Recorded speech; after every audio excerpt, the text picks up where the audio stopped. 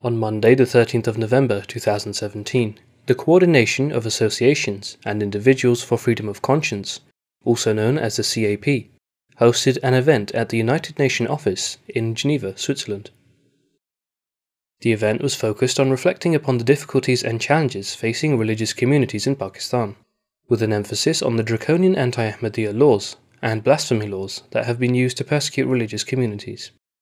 The event featured representatives of international NGOs and various UN missions in attendance.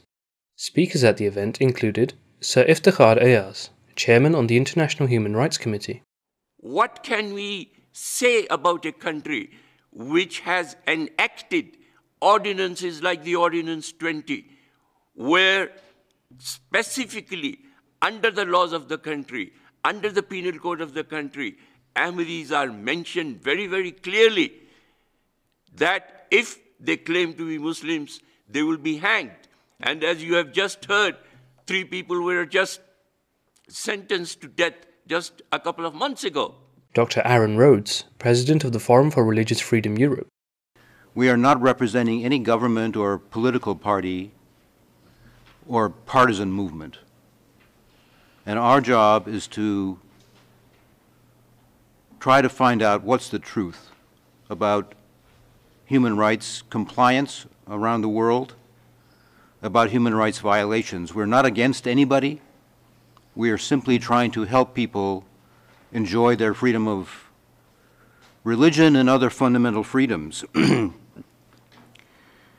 I'm listening to the event, the discussion during the UPR of Pakistan this morning, and I have to say, they made the delegation from Pakistan, they made it sound like Pakistan is a utopia. There aren't any problems there. Mahmoud Ahmed, the General Secretary of the Ahmadiyya Muslim Lawyers Association, USA. Ahmadi Muslims are told that they must concede that they are not Muslims before they are permitted to exercise the right to vote. When an Ahmadi tries to register to vote, he or she is confronted with an option of declaring his or her faith. You have to declare your faith before you're entitled to vote. And the options they have are to either declare themselves to be Muslim, in which case they must execute a declaration under oath denouncing their own beliefs. The declaration states that Ahmadis are not Muslim and that their prophet is not a prophet. And the alternative they have is to register as non-Muslim, register as an Ahmadi, thereby conceding that their beliefs are not those of Muslims. And so they are placed in an impossible position. They have to either renounce their religious beliefs or forfeit their right to elect the officials who will represent them. And Basir Naveed from the Asian Human Rights Commission.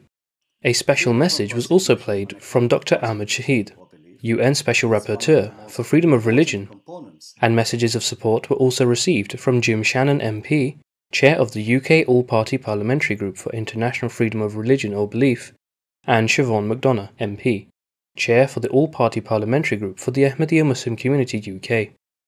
The proceedings were moderated by Thierry Vale, President for C.A.P. Liberté de Conscience, who further elaborated on the significance of the issue. International panel of experts will discuss these issues and highlight what steps can be taken by Pakistan civil society and international actors to ensure Pakistan effectively implements the UPR recommendations and its wider human rights obligation. The closing remarks at the event were given by Mr. Mansoor Shah, the Vice President of the Ahmadiyya Muslim Community UK. That there are 2 or 3 deliverables, which Pakistan can deliver. We are not asking for very much. We are saying, treat Ahmadis like ordinary citizens. Give them the rights which are due to any citizen anywhere in the world. Treat us just like any other human being.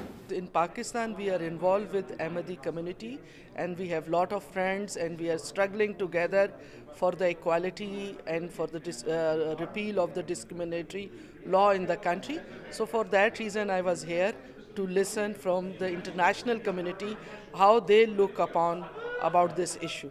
This report